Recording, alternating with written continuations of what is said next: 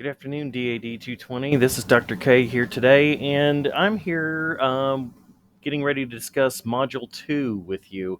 Again, I got some good feedback from some of the people in the courses that I'm teaching that they liked the videos and that they helped a little bit. So what I'm going to do is I'm going to try, and it's going to depend on scheduling and what we have due each week, but I will try to do one of these videos when appropriate and provide a little insight to what we're going to talk about this week.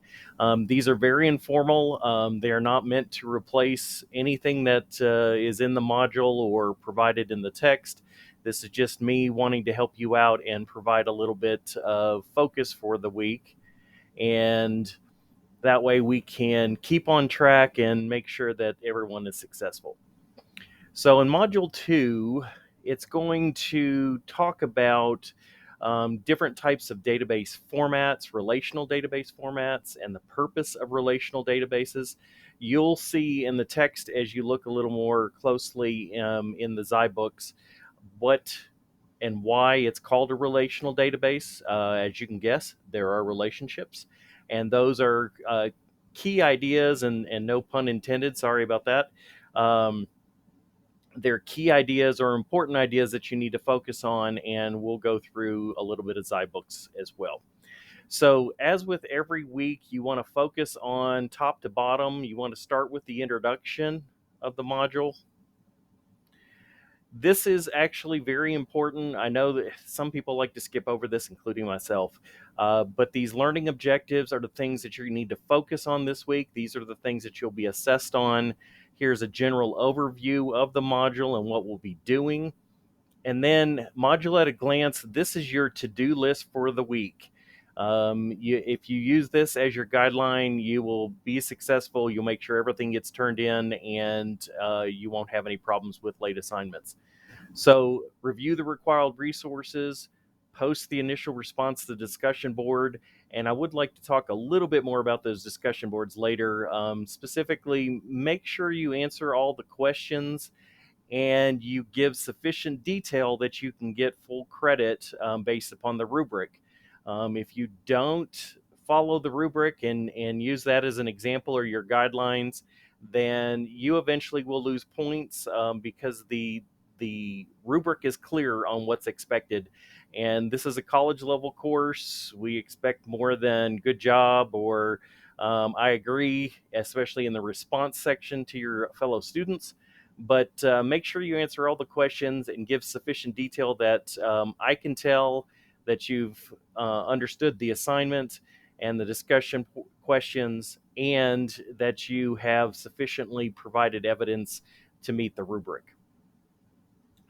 Once you're done studying the resources and your discussion board, you should be ready for your quiz.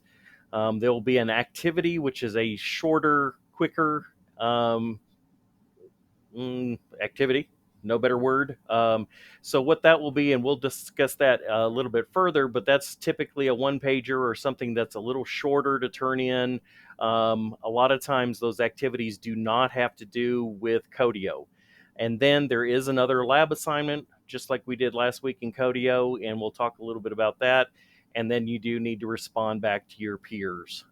That's going to be part of it. Every time we have a discussion board, that's going to be part of it. I'm going to move this out of the way. I don't need to see myself. And these little tools down here are great for just stepping through the process and through the module and continuing on with each of the sections of the outline. So here's a couple tips. You're going to come in here and it tells you to read the chapter 2. And so when you get into ZyBooks with chapter 2, literally there's no way to get around this. You're going to have to read the text and look at the diagrams. I do suggest that you do the questions that are posed within the chapter, because they give a good sampling of what might be on the quiz. Not exactly, but real close. And they give you feedback. And if you don't understand a concept, then please make sure to go back and review it so that you have a good understanding of each little area here. Another tip is anywhere you see information that's bolded like this, that's a clue. That's important. You might want to understand that. I don't think personally, I don't think you need to memorize them, but you do need to understand them. And another tip, if you want, two tips actually. So you can have the text open when you're taking your quizzes. There is nothing against or no rules against that. So I'm a firm believer in the fact that you can, when you're working in the real world, you're going to have access to Google and you're going to be able to look up answers. And so I don't think memorization is important. A good understanding is. So look at these tools. Sorry, I forgot the second one. So use your book as a reference, and you can take the quizzes twice. Oops, twice. There you go. And the highest score is what will be kept. So if you get into a point where you get confused, don't feel too bad about it. Go back, review, take it again. Whatever your highest score is the one that you get to keep. So those are my two tips for quizzes. Now, these are also important. These little graphics and the videos that they have in here. Some of the work that we do in the activity will be related to these. And the nice thing about it is they're actually animated, so you can see that they bring things up and you can step through this and it shows you the pieces and explains what they are. And if you're like me and want to go faster, you can do that as well. So those are important. They're helpful tools. I want you to make sure you look at those and go down through here and make sure when you get to the bottom of each section, because I've had people do this before, not realizing that there's another part of the chapter. So make sure you go through all of chapter 2 all the way down through here and realize that there's there's 3 sections in this one, I believe. And then you can stop here. We're not in module 3 yet, but that's make sure that you go all the way through the content and have a good understanding of each of those so that you're prepared for the quizzes and the activities. So when we switch over, and let's go back here. So we read that. We did some extra reading with Khan Academy. Sometimes there's videos. A good reference here is the SQL manual, because the commands, there are thousands of commands in MySQL. And sometimes we just need to know something very specific, or you don't remember a format, but you know that it's there. You can look it up here, and it will give you some very specific formatting and suggestions on how SQL works. This is very dry reading. You don't want to read it front to back, but if you need it as a reference, it's a good thing to have in your back pocket. So we step through. You go through and use any additional resources. This is where you're going to, part of your week is going to be spent responding to the discussion boards. So make sure you look at the discussion rubric. This is what, I will be using to evaluate you. And all professors should be using the same rubric. So if you answer the questions to this level, then you will not have any problems. So we're looking for exemplary. That's where we all would love to be. Not everyone is perfect. Proficient is totally fine. That means you've answered the questions, but you have not essentially gone above and beyond. Exemplary is just that. It is, one of the best, and certainly we all want to be there. You can see needs improvement and not evident are also options, and we certainly want to try and make sure that we don't fall into that area, because points are assigned by the percentages, and each value is listed over here on the right hand side. So let's go back over here. Make sure you address each question specifically and sufficiently. And then, when you're responding, look, there's an option here that says, hey, this is what they want you to address when you're responding to your fellow students.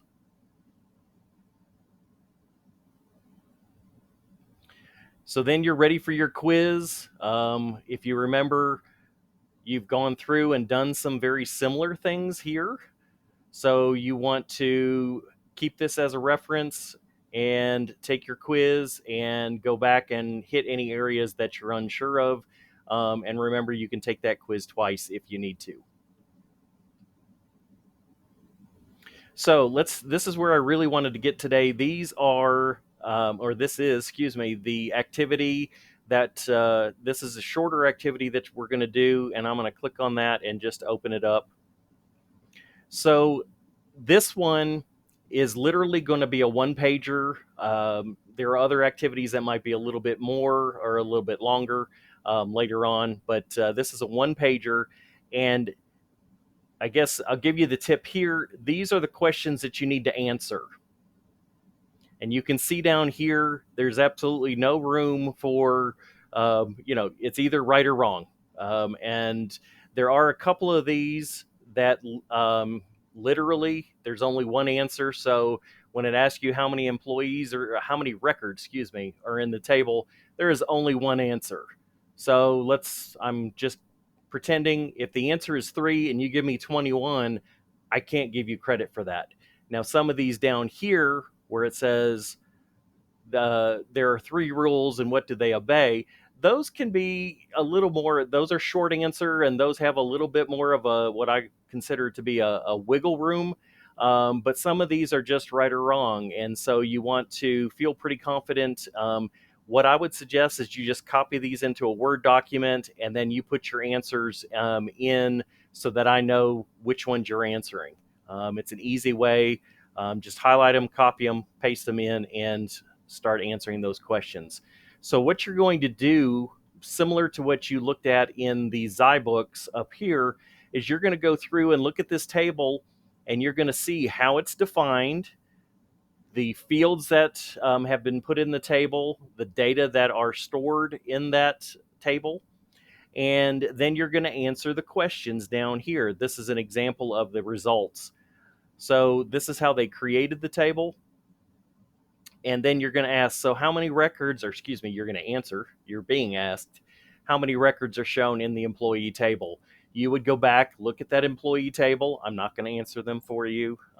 That's your job. And you're going to determine how many records, and you're going to put an answer in and then move on to the next question. So at this point, this one should be fairly easy. I expect it to take half hour, 45 minutes, maybe an hour if there's a couple things that you're unsure of. This one should be fairly quick and allow you to move on to the next option. And that is going to be the lab 2. So what you're going to do is you're going to continue on where you left off the other day with your module 1, and you're going to continue back in Codio. So you're going to go to Codio, you're going to use the table that you created. And again, I don't care which one, as long as I see your work from top to bottom, or essentially you answer all the questions, it doesn't matter what the name is. But you're going to step through and you're going to execute all of these statements. Be careful if you're doing copying and pasting or typing them in. They're very specific.